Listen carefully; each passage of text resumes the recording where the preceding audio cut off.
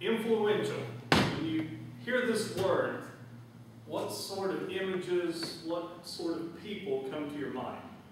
Many of us, we have different outlooks, and we might have different definitions of what an influential person is to us, and maybe in their field of expertise, what an influential person actually is. And so this evening, I want you to think for a second. Think of basketball. Think of Michael Jordan. Some say he's an influential star in basketball, leading teams to multiple championships, leading teams, breaking records along the way. Some would say he's influential in the sport of basketball. Some would say that maybe Michael Jackson would be an influential person in the pop music scene, paving a way, making an impact in that particular area for future generations and paving the way. So we have all these different fields that we view and we see influential people in. But when we think about Christianity, who do we think of as a Christian leader that's influential in today's society and paving the way for future generations, having a movement that spreads across and makes a lasting impact, not only now, but that will carry on? Some might say John Wesley had a very strong impact and was a very influential Christian leader, especially to the Methodism movement. What he did at that time in history, and then paving the way for the future. Some would say Billy Graham, maybe an influential Christian leader, with all of his evangelistic outreaches, thousands upon thousands of people filling stadiums and just responding to God's word. This evening, I think that a very influential Christian leader in today's society would be a guy by the name of Rick Warren. Rick Warren, for his accomplishments as an author, as a pastor, his movement of peace, and just his life and his Christian example, ranks him right up there as an influential Christian leader in today's society. Rick Warren was born in San Jose, California, graduated from high school there in 1972, and he was even beginning his influential Christian work in his high school. He started the first Christian club that the school had ever seen in its history while he was in school. God was already working on him. God was already knew that he was going to use him for great and mighty things. From there he went on, received his bachelor's degree, got his Master of Divinity from Southwestern Baptist Theological Seminary, and also received his Doctor of Ministry from Fuller Theological Seminary. So his education is filled with theology. But not only that, this guy was virtually unknown. Rick Warren, you just never really did hear of him until he was put on the map by a book called A Purpose-Driven Life. Many people have read it. Actually, 30 million plus copies have been sold since the book was released. And this really put him on the map. This really, made an impact in society today. In a time when people are dealing with trying to find their meaning, trying to find their purpose in life, trying to find out what God has put them here for. This book comes out and helping people. Many people are turning to fill that void to different things in the world, whether it's drugs, whether it's alcohol, different things to try to fill that emptiness that they feel, trying to find their meaning in life. And here's a guy that's just listening to God, taking the words that God has given him, putting them down on paper, and making an impact in society. The Purpose-Driven Life is a 40-day journey on finding yourself, and it's been on the New York Times bestsellers for advice for the longest in history, the longest book in history to be on that list. It's made just a huge difference in the lives of many people around. A survey was conducted in May of 2005 from the Barna Research Group, and it asked pastors, what books were most influential in your lives and in your ministries? Every single one of them would say A Purpose-Driven Life. The top response was A Purpose-Driven Life by Rick Warren. I know churches are using it as their small group studies. Pastors, church leaders, leadership teams, small groups are looking at the book and going through this 40-day journey of finding themselves and seeing what their purpose is, what God has placed them here for. But not only is he an accomplished author, look at him as a pastor. Here's a guy that started in 1980 at his church on Easter Sunday morning with 200 people in attendance. Now today, fast forward 30 years later, and his church is now reaching 20,000 or more on a weekly Sunday morning worship service. 20,000.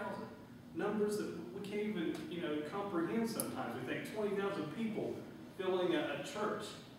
20,000 or more in weekly worship attendance. It's now the 8th largest church in America. The 8th largest. And he's serving as the pastor. He's a very accomplished, he knows what to do, he knows how to get the people to listen, how to get the people to respond to God's word.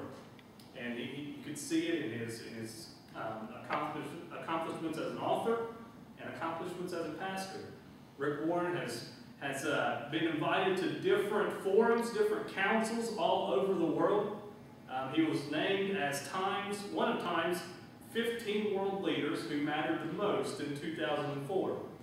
He was one of Time's 100 most influential people in the entire world in 2005. In 2006 in Newsweek, he was listed as one of 15 people who make America great. And just last year, he was listed as the top influential Christian leader by Christianity Today in 2009. He's doing something right. He's making an impact. He's making a difference, ushering a movement in today's society. What's this movement that I'm talking about? We've looked at his accomplishments as an author. We've looked at his accomplishments as a pastor. What's the movement? Well, what's he actually done to be this influential? Well, he's got a movement called the Peace Movement, or the Peace Plan.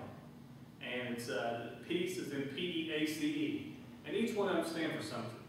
Promote reconciliation, equip servant leaders, assist the poor, care for the sick, and educate the next generation. And this movement has been ushered in, and people are grasping onto it. We see more and more people wanting to assist the poor, wanting to help out with them, wanting to care for the sick, wanting to educate the next generation, and future generations even after that to come. We're equipping servant leaders by sending them to seminaries, by watching them grow in their theological studies. So this movement is really just ushered in, and people are grasping onto it. You can tell just by the growth of his church and the growth of his small groups in his church and everything that's happening. And not only there, but just around the world in general. We can sit, we can talk all evening about different accomplishments that he's had. We can sit and look at the movement. We can sit and look at his peace plan. We can sit and list every award that he's been awarded. We can sit, we can look at his book, and all those are important. All those make someone have an influence in their certain field or in a certain area in today's society. But I want to look at what I feel is a very, very important area. We can list all that stuff and that'd be fine. But let's look at the person, the example that he's setting. To be influential in today's society, I think it has to be backed up by the example that the person is setting. Is he just going through the motions, or is his lifestyle actually a lifestyle that's imitating Jesus Christ? What's the lifestyle like?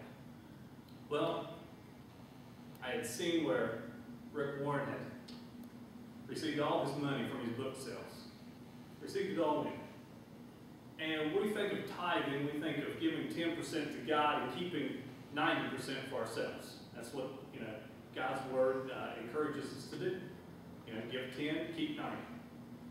But instead, to be a true example of Christ and to truly imitate what Christ puts out in his word, he gave 90 over to God and kept 10. Gave 90 and kept 10. Just not just writing the books, not just going out preaching the sermons, but actually living a lifestyle that imitates Christ. He's making new disciples, which we're called to do in Matthew 28, 19, and 20. We're called to make new disciples. We're called to go out into all the world. He's going out everywhere. You see him all over the place. And he's reaching people all over this world for Jesus Christ. That is an influential person. That's an influential Christian leader. All the awards come with it. But the example that he sets, that is influential. That is what really describes a true Christian leader, one that will have an impact now and for future generations. People will look back on him and see what he has done in his lifetime, but they'll look at his lifestyle. They'll see if he was truly not only hearing the word, but doing the word, and actually imitating Christ. Rick Warren may face criticisms for things that he does, and he may get all kinds of criticisms towards his traditionalist and conservative views. But you know what? He's making a difference. He's making a difference in the world that we live in today. That's why I feel he's one of the most influential Christian leaders in today's society.